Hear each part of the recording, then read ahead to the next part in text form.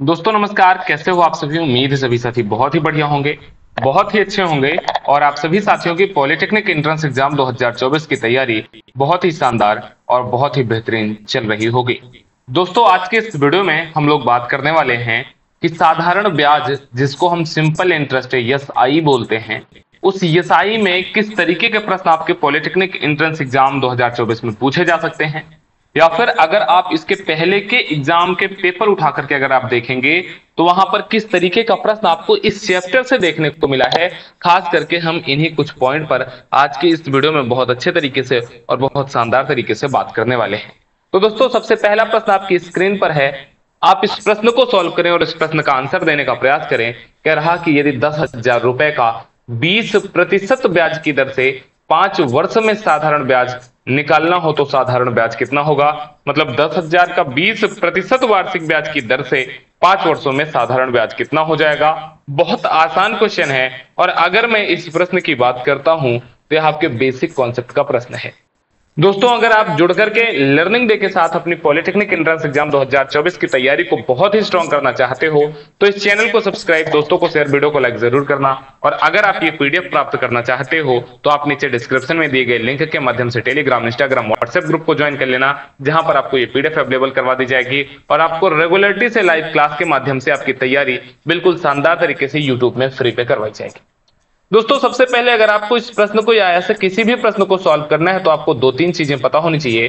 पहली चीज मूलधन। तो अगर आप इस प्रश्न में देखेंगे तो उसने कितने रुपए का कहा है, तो जितने रुपए का कहा गया हो वही उसका हो जाता है मूलधन। इसमें मूलधन की वैल्यू कितनी हो गई है, 10 रुपए।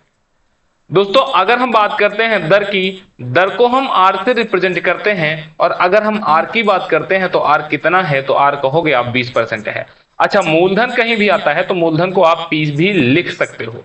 उसके बाद आपको कहा गया है कि 5 वर्षों में अगर मैं बात करता हूं समय की, तो समय इज इक्वल टू आपको टी की वैल्यू क्या दिया गया है, आप कहोगे सर टी की वैल्यू आपको 5 साल दिया गया है। आपसे पूछा है साधारण ब्याज एस आई की वैल्यू पूछा है, आप यहां पर लिख दो एस आई का मान क्या होने वाला है। अब जिन बच्चों ने इसका बेसिक कॉन्सेप्ट पढ़ा होगा उनको पता है कि S I is equal to P into R into T divided by 100। इसी फार्मूला पर हमारा यह प्रश्न बिल्कुल आसान तरीके से सॉल्व हो जाएगा।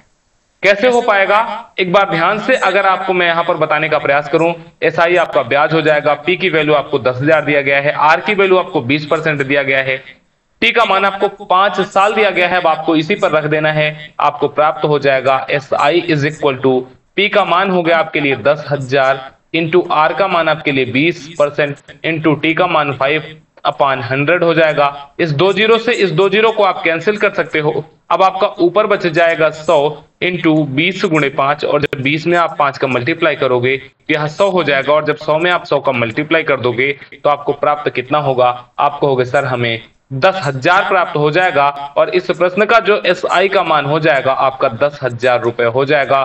बोलना आपको यह क्या प्रश्न समझ आ गया क्या। इस प्रश्न का करेक्ट आंसर आपको 10,000 जो मिला है हमें, वो बहुत अच्छे तरीके से और बहुत शानदार तरीके से समझ आया क्या।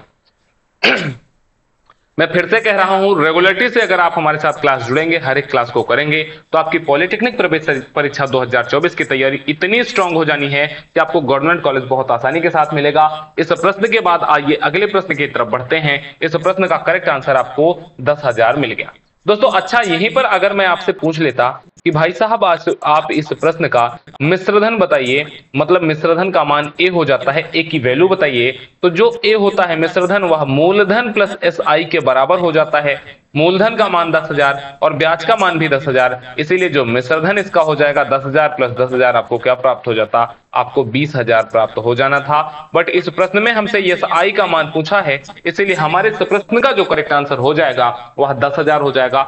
जितने भी प्रश्न मैं आपको इस चैप्टर से करवाने वाला हूं, उस किसी भी प्रश्न का मैं आपको ऑप्शन नहीं दूंगा, क्योंकि इस प्रश्न में मैक्सिमम टाइम बच्चे ऑप्शन देख करके कंफ्यूज हो जाते हैं। ऑप्शन देखने के बाद उनके दिमाग में बहुत सारी चीजें चलती रहती हैं, फिर वो डायरेक्ट ऑप्शन से प्रश्न को सॉल्व करने का प्रयास करते हैं, और जो कि पूरी तरीके से गलत है। अगला प्रश्न आपकी स्क्रीन पर है, इस प्रश्न को सॉल्व करेंगे सभी दोस्त और इस प्रश्न का आंसर बताएंगे। कह रहा कितने समय में कोई धन 10% साधारण ब्याज की दर से अपना 30% हो जाएगा। सबसे पहले ध्यान देना, कितने समय में, आपको समय का मान नहीं दिया गया है, आपको टी का मान क्या ज्ञात करना है, ज्ञात करना है। आप t is equal to question mark बना दीजिए। कह रहा कि कोई धन, अगर आपसे कोई धन के बारे में बात करता है तो आप उस कंडीशन में धन को p मान सकते हैं, या फिर अगर आपको यहां पर कोई परसेंटेज का कॉन्सेप्ट दिया गया है तो आप धन को 100 रुपए मान सकते हैं। हमने मान लिया, यहां पर मैं लिख देता हूं, माना मूलधन इज इक्वल टू, माना p मैंने लिख दिया और मैंने p लिख दिया, तो आप समझ लेना कि यहां पर मैं मूलधन की बात कर रहा हूं। मैंने माना कि P इज इक्वल टू 100 रुपए है और कह रहा 10% साधारण ब्याज की दर से R की बात की जाए, R क्या होती है, ब्याज की दर, और ब्याज की दर आपको कितना कह रहा, 10% कह रहा। ब्याज की दर से अपना 30% हो जाएगा, मतलब SI का मान भी दे दिया गया है, और जो SI का मान है वह P का कितना हो रहा है, P का 30% हो रहा है। और यहां पर आप देखो P का मान आपने कितना माना है, 100 रुपए, तो यहां से क्या आप SI का मान ज्ञात कर सकते हो। आप बोलोगे सर बिल्कुल, अगर आपसे P का 30% ज्ञात करने को कह रहा तो P इंटू 30/100 कर दोगे, और अगर P का मान ही 100 रुपए है तो 100 रुपए का 30% क्या होता है, आप कहोगे 100 का 30% 30 रुपए ही हो जाता है। आपको SI का मान 30 मिल गया, आपको दर मिल गया है 10%। आपको समय ज्ञात करना है। क्या अब आप इस प्रश्न के माध्यम से समय ज्ञात कर सकते हो? बिल्कुल आसान तरीके से ज्ञात किया जा सकता है। मैं इस पूरे चैप्टर को सिर्फ एक ही सूत्र के पर रख करके मैं आपको सॉल्व करवा सकता हूं। मैं आपको किसी भी शॉर्ट ट्रिक के बारे में ना तो मैं सजेस्ट करता हूं और ना मैं बताता हूं, क्योंकि ट्रिक आप भूल सकते हैं, बट अगर आपको कॉन्सेप्ट पता है दोस्तों तो कॉन्सेप्ट आप कभी भी मिस नहीं करोगे। SI का मान 30 रख दिया, P का मान 100 है तो 100 रख दिया, R की वैल्यू 10 है तो 10 रख दिया, T का मान हमें ज्ञात करना है, T के प्लेस पर T ही रख दिया, अपान 100 कर दिया।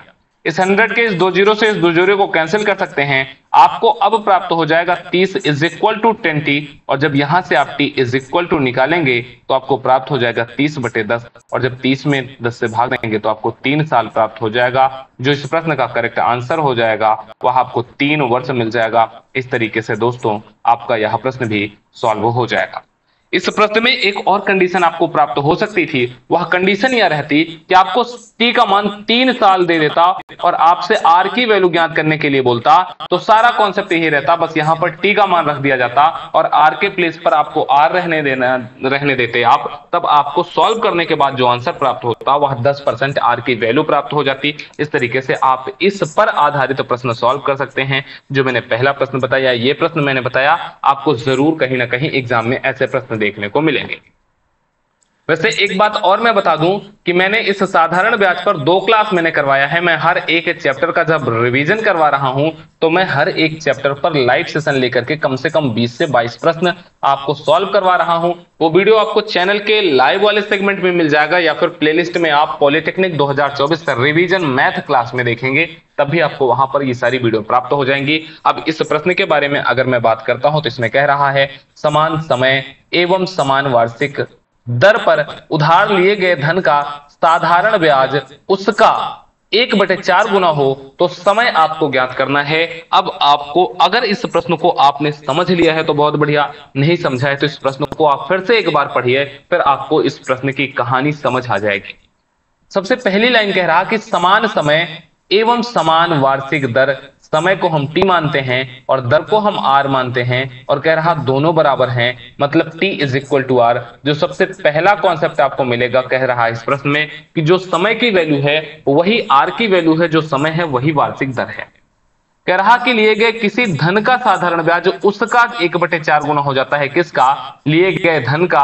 मैंने मान लिया कि यहां पर लिया गया जो धन है वह P है, तो SI की वैल्यू क्या हो जाएगी, आप कहोगे सर SI की वैल्यू उसका 1/4, किसका, मूलधन का, और मूलधन की वैल्यू P है, तो 1/4 या P/4 भी आप SI को लिख सकते हो।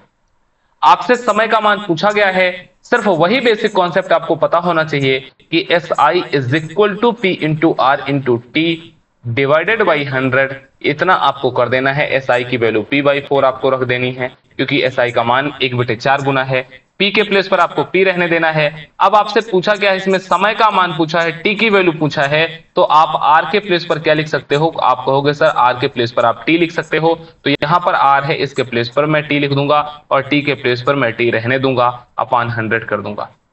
इसके बाद क्या होगा इसमें, अब आप इस P से इस P को कैंसिल कर सकते हो, इस 4 से इस 25 इस 100 को अगर कैंसिल करोगे तो आपको 25 प्राप्त हो जाएगा, इस 25 का मल्टीप्लाई इधर जाएगा तो हो जाएगा 25 is equal to T into T, आपको क्या प्राप्त हो जाएगा, टी स्क्वायर। और अगर यहां पर आपको T square is equal to 25 मिला है तो आप टी की वैल्यू जब ज्ञात करोगे तो रूट के अंदर 25 आपको मिल जाएगा, और जब रूट के अंदर 25 को आप सॉल्व करोगे तो टी का मान आपको 5 साल मिल जाएगा।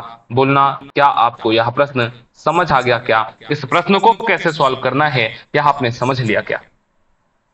दोस्तों मुझे एक चीज बताना, जैसे यहां पर आपको समय तो मैंने बता दिया कि आपका 5 साल आ गया, अगर मैं आपसे कहता कि R की वैल्यू क्या होगी तो क्या आप बता सकते हो क्या कि इस प्रश्न में R की वैल्यू कितनी आएगी, R का मान आप कैसे ज्ञात करोगे? ध्यान देना, सबसे पहली लाइन और इस पहली लाइन को मैं अगर समीकरण 1 लिख देता हूं तो समीकरण 1 पर ही हमने देखा है कि जो T की वैल्यू है वही R की वैल्यू है।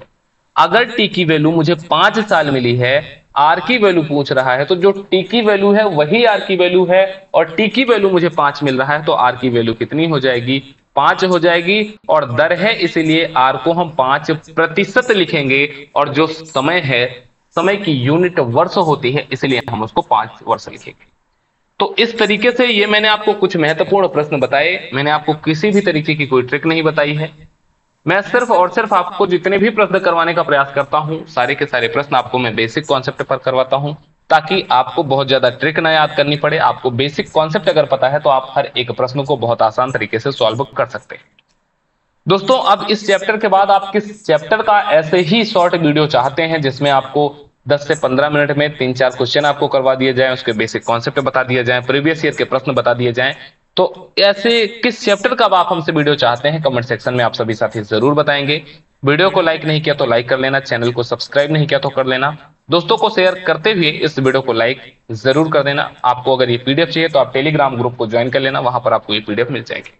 आप अपना ख्याल रखें, पढ़ाई करते रहें, लर्निंग डे आपके साथ है। पॉलिटेक्निक एंट्रेंस एग्जाम 2024 के लिए हम आपको पूरी तरीके से कंप्लीट प्रिपरेशन करवाने वाले हैं, जैसे हमने 2023 में करके बहुत सारे बच्चों को गवर्नमेंट कॉलेज दिलाया है। बिल्कुल उसी तरीके से आपकी मेहनत के दम पर हम अपने गाइडलाइन से आपको गवर्नमेंट कॉलेज इस बार भी दिलाने वाले हैं। बस शर्त यही है कि रेगुलरिटी से आपको लर्निंग डे की क्लास को ज्वाइन करना है और हर एक चीज जो चीजें क्लास में बताई जाती हैं उसको फॉलो करते हुए आगे बढ़ना है। तो मूल मंत्र सफलता का यही है, practice practice practice practice practice practice, ज्यादा से ज्यादा प्रश्नों की आप प्रैक्टिस करिए। प्रैक्टिस करने से ही आपकी तैयारी स्ट्रांग हो पाएगी और आप खुद में अपने आप को मैच्योर समझ पाएंगे, अपने आप की तैयारी को आप समझ पाएंगे, खुद ही समझ लेंगे कि हाँ मेरी तैयारी स्ट्रांग हो रही है।